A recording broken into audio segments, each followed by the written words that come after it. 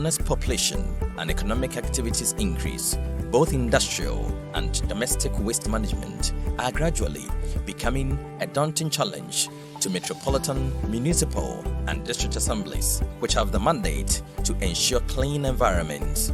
Currently, the Greater Accra Metro alone generates 3,559 tons of solid waste daily, followed by Kumasi Metro's 1,515 tons of daily waste generated, with Sekondi Takoradi Metro also generating 535 tons, while Tamale generates 198 tons of solid waste. Meanwhile, a chunk of the solid waste generated is non-biodegradable, which the Environmental Protection Agency says 2.85 million metric tons of plastics are imported annually, with a huge 73% not recycled. To understand the disturbing state of waste management at the major engineered waste landfill sites across the country, the Parliamentary Joint Select Committee on Local Government and Rural Development, Works and Housing, and Environment, Science and Technology embarked on a nationwide facility tour, starting with the Oti landfill site and liquid waste plant that serves the Kumasi metropolis. According to the Kumasi mayor, the Oti landfill is currently full to capacity, posing a health threat to residents in the Ashanti regional capital. And this alarmed some ranking members of the committee. As you see it, when it rains, there's water going down, seeping down, and it's going around the whole area. And so if you dig a borehole, you are in danger. But you feel that you have water, you are going to contract cholera and other diseases. So if you leave this one, it's dangerous. The best way is recycling. In most countries, recycling is the easiest way to save the public, save the country, and save the people, and save the land. This one, if actually we're going to do, if there's money, you have fertilizer coming out of it. The rubber and other things, papers will be separated. Things will be developed out of it. So we should be thinking about recycling and not landfill.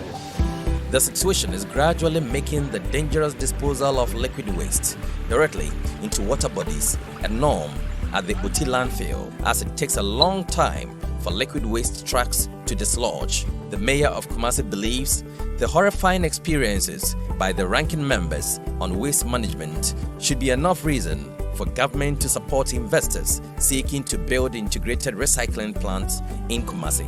Fortunately for us today, we have 3 major important select committees visiting us. Why? Because they are concerned about it. And I've also already indicated that the Minister for Sanitation was here, and the members of Parliament also adding their voice that Kumasi now need a recycling plant. Central government will also hear, and central government will provide funding for it.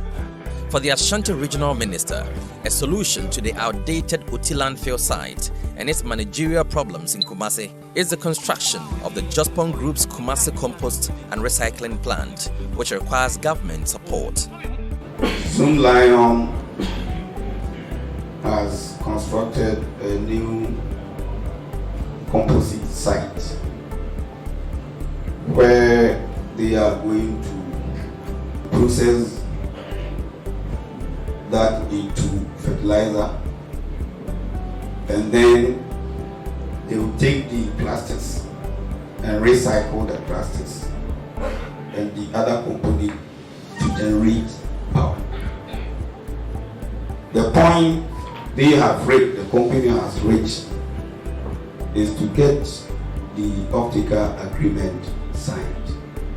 And that is where we are having some challenges, or that is where the company is having some challenges. We are trying to assist, but we are yet to make any significant headway. The Kumasi compost and recycling plant, when completed, will be the first of many state-of-the-art integrated waste recycling plants the Jospon Group is seeking to replicate across the country with the needed government off-taker agreement support.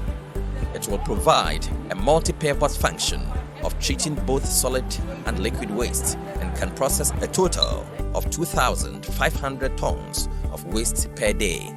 At the Tamale landfill site, ranking members of the Parliamentary Select Committee, after being ushered around the facility, expressed the need for Ghana to quickly decide whether or not to continue the landfill, which has been a big concern. What sort of sanitation infrastructure do we want to have? Is it recycling plants to also turn waste to wealth, as it's talking about? Is it continuing with landfill? How are we secured in having lands all the time? Which communities are ready to continue to, manage with the nuisance we are providing, as we are seeing now? Go around and see the leachate. This would leak, go through, will sift through the soil, get into water bodies, affect the life of Ghanaians. So in actual fact, we are even killing our own people slowly, without knowing. Because this thing will definitely find their source into some water bodies. And people will drink, cattle will drink. We will use it for our farms. It will pollute the crops we will eat. So it is a comprehensive thing that, as a country, I believe that these three committees, when we go back, we'll further have to sit down as a body and try and get our ministers, our executive, responsive to the recommendations we will make in our report.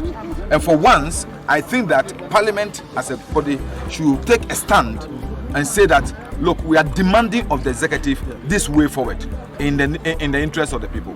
Jospong Group officials who were with the Touring Select Committee members told the committee about the group's 400-ton capacity integrated recycling plant for Tamale. It's not about only solid waste. Yes. We will be bringing a 400 ton per day lines here. That will handle the solid waste.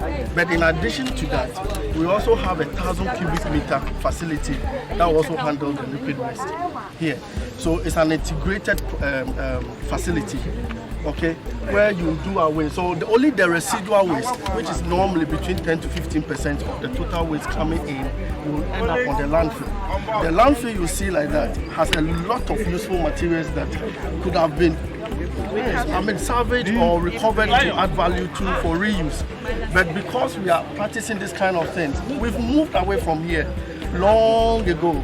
We are now into circular waste management or circular economy rather than this linear thing. So this is what our group had always been preferring. And with the government support, we are very sure that with all the stakeholders coming together, we should be, if it's been provided in Accra and we are providing similar things in Kumasi, why not Tamale and then the rest of the regions? Meanwhile, the 70-year-old Sophokrome landfill site, which served as a Kendi Takoradi metropolis and adjoining districts, was even more appalling when the Select Committee got to the site.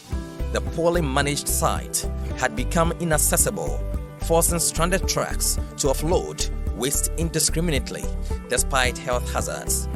So, because we expected that in terminating and bringing in a new contractor, the services should improve. Now, even when we came, you can see all these, our colleagues, the media men, we've not been given even Wellington boots to wear so that we'll be able to go to the actual point. So I think something drastic must be done.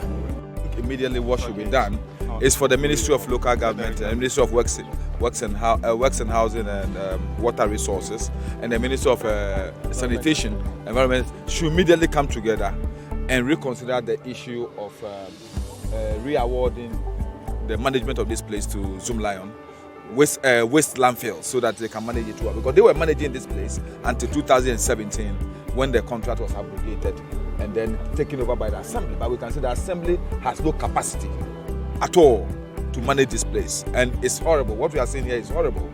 I went to the liquid waste plant. It's a disaster waiting to happen. We have been to Kumasi, Tamale, and Accra. This is where the worst that we have seen so far, and I think something needs to be done immediately. It's an emergency, really. It's not anything that we have to prosecute about it, because we need to do it now. The Bone landfill site, which manages over 1,200 metric tons of waste daily from Tema and other parts of the Greater Accra region, also saw the visit of the Joint Committee following the complaint by communities in its catchment whose health are being threatened by the intermittent poisonous smoke from the burning site. To acquaint itself with modern trends in the management of waste, the Joint Select Committee also toured the Integrated Recycling and Compost Plant, IRECOP, the Accra Compost and Recycling Plant, as well as the Sewage Systems Ghana Limited, which are all subsidiaries of the Jospon Group of companies in Accra. They were briefed by managers of the plants on the operations after the insightful tour. What we are doing here is a social interventionist approach to waste management, and a public good. Because it's a public good, it makes it very expensive, for any private player. The World Bank benchmark is about $35 per ton for a tip. We are doing less than $8. We are saying that government should intervene by paying some management fees to augment the subsidy that we are giving to these tricycle operators, so that whatever it is that we recoup, we can use it to augment what we have to manage this place. Vice Chair of the Parliamentary Select Committee on Local Government, Sulemana Adamu Sanid, after the briefing and tour of the plant, expressed the need for stakeholders to rally behind the Jospon Group on its plan to replicate the recycling plants in the regions to address Ghana's sanitation challenges. We've seen that, yes, they are doing something very, very important for us. Modern facility addressing our sanitation needs. They are creating jobs, they are converting waste into something useful for the society, converting it into fertilizer, into other materials for the cement industry.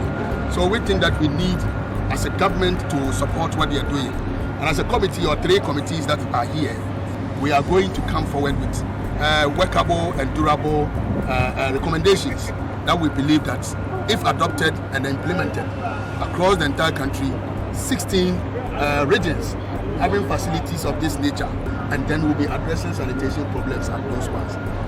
So I think it's been a useful tour, and we've actually learned a lot, and also seen the interventions that we need to make so that we'll be able to address our sanitation problems. For now, the Jospon Group, which is a wholly indigenous waste management company, has shown that there's a better homegrown advanced technology and capacity in managing waste than the outdated systems, which have only become a nuisance to the citizenry. The global narrative for waste management is changing from landfill, and that has been one of the world's #1 most discussed subjects. And for that reason, the Jospon Group of companies thought of what to do, and that this idea of recycling came in as a much more sustainable option to waste management, where the recycling is modeled around the circular economy concept, and almost nothing goes unused is the way out. And that is exactly what we are doing here. Everything that comes here is reused, which in the long run helps in the economy of this country, as well as improves the health of the citizenry. Unlike the landfill sites where you have poisonous gases emanating from the heaps of refuse there, methane, ammonia, carbon dioxide, and the likes.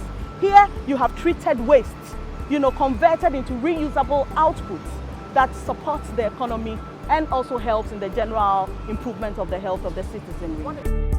But what support exactly does the Jospon Group need for the likes of the Integrated Recycling and Compost Plant, IRECOP, to be seen across the country?